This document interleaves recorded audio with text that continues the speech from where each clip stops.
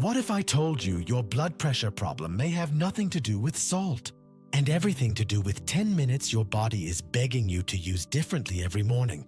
No expensive supplements, no endless cardio, no boring, healthy lifestyle lecture. Just 3 strange habits backed by real science that can start lowering blood pressure naturally faster than most people think possible. And the wild part, most doctors never talk about them. Because the truth is, by the time your blood pressure monitor flashes 140, 150, 160, your arteries have already been struggling silently for years. No pain, no warning, no symptoms. Just constant pressure damaging your heart, brain, kidneys, and blood vessels every second of every day. That's why high blood pressure is called the silent killer. Not because it sounds dramatic, because that's exactly what it does. And today, I'm going to show you a simple 10-minute morning reset that targets the real reasons blood pressure rises, not just the number on the machine, the actual mechanisms underneath it. And once you understand what's happening inside your body, you'll never look at blood pressure the same way again. First, let's clear up one massive myth. Most people believe blood pressure goes up because the heart is weak. That's not usually true. In many cases, especially after your 40s and 50s, the real problem is the blood vessels themselves. Think about a brand new rubber hose. Flexible, soft, stretchy. Water flows through it easily. Now imagine a hose left outside in the sun for 20 years. Hard, stiff, cracking, same water, way more pressure. That's exactly what happens inside your arteries over time. Your blood vessels slowly lose flexibility, and when arteries become stiff, pressure rises automatically. Here's the scary part. Most people spend years trying to force the pressure down without ever improving the condition of the arteries. That's backwards. And this is where the first part of the protocol changes everything. The first 5 minutes are not jogging, not running, not burpees. In fact, you barely move at all. It's called isometric training, and it's one of the biggest exercise analyses ever published. It outperformed traditional cardio for lowering systolic pressure. Not slightly, significantly. We're talking about reductions similar to adding another medication for some people. So why does something so simple work so well? Because isometric exercises create controlled pressure inside your muscles. When you hold a wall sit or plank, blood flow gets briefly restricted. Then when you release, blood rushes back through the vessels. Expand. Release. Expand. Release. Over time, your arteries become more responsive and flexible again. It's like mobility training for your blood vessels. Here's the routine. Step 1. Wall sit. Slide your back against a wall. Lower yourself until your knees are bent comfortably. Ready to transform your health? You do not need to go super low. This is not punishment. Hold it while breathing normally. That part matters, because the biggest mistake people make is holding their breath. The second you hold your breath, pressure spikes instead of relaxing. So breathe calmly the entire time. If you can only hold 20 seconds, perfect. Start there, then rest. Next comes the plank. Forearms on the ground, body straight, core tight. Again, breathe normally. You're not trying to suffer. You're training blood vessels.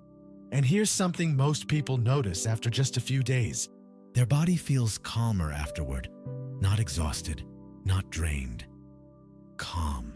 That matters because blood pressure is not just a circulation issue, it's also a nervous system issue. And this next part might be the most powerful section of the entire routine, because many people walk around all day in low-level fight-or-flight mode without realizing it. Their nervous system never fully relaxes. Heart slightly tense, shoulders tight, jaw clenched, mind racing, even while sitting still. And when your nervous system stays stuck in stress mode, blood vessels stay tighter too. That's why the next 3 minutes are all about flipping the body into recovery mode on command. This technique is called resonance breathing. And no, this is not fake wellness influencer breathing. This is measurable physiology. Here's what happens. Your body has two major systems constantly competing with each other. One speeds everything up. Heart rate increases. Blood vessels tighten. Blood pressure rises. That's your fight or flight system. The other slows things down. Heart rate decreases. Blood vessels relax. Pressure comes down. That's your recovery system. The key player connecting these systems is something called the vagus nerve. And one of the fastest ways to stimulate it is with slow, controlled breathing. But timing matters. Research shows a specific rhythm works best. 5 seconds in through your nose, 5 seconds out through your mouth. That's it. Not random deep breathing, a precise rhythm. 6 breaths per minute. When you breathe at this pace, something incredible happens. Your heart rhythm and blood pressure begin syncing with your breathing pattern. Stress signals drop, blood vessels relax. The body shifts into repair mode, and people are shocked how quickly they feel the difference. Some notice their shoulders drop after 1 minute. Others feel warmth in their hands. Some feel sleepy afterward. That's your nervous system finally taking its foot off the gas pedal.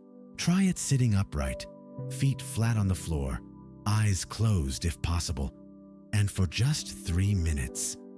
Nothing exists except your breath. In, 2, 3, 4, 5. Out, 2, 3, 4, 5. Simple, but unbelievably powerful when repeated daily. Now comes the weirdest part of the routine. And honestly, this is the one most people laugh at first. Water. But not the way you think. Most people drink water like they're trying to win a race. Big gulps. Fast swallowing. Done.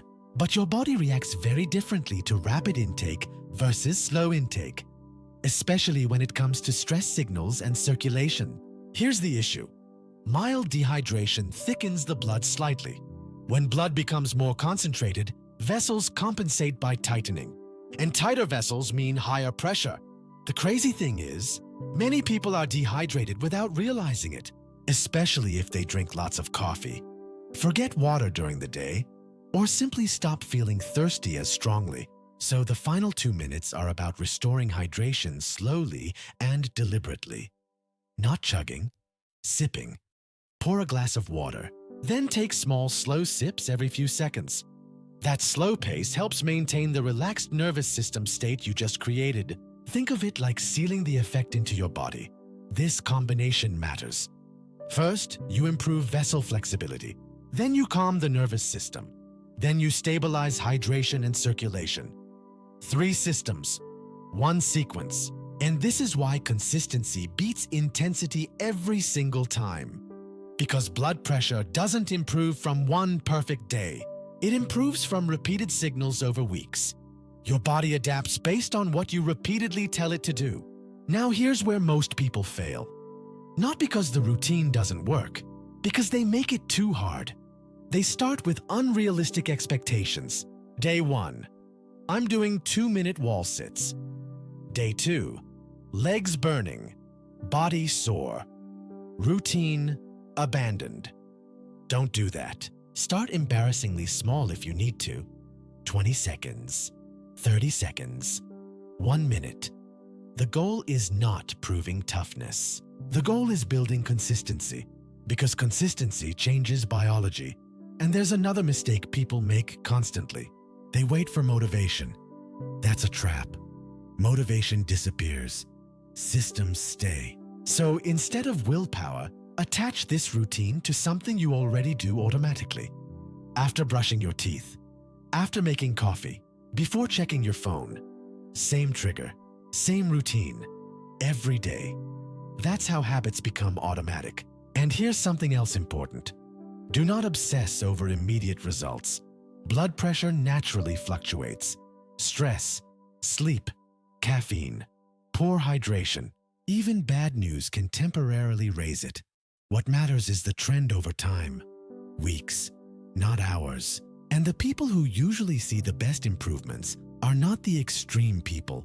It's the consistent ones, who quietly repeat the process daily without drama.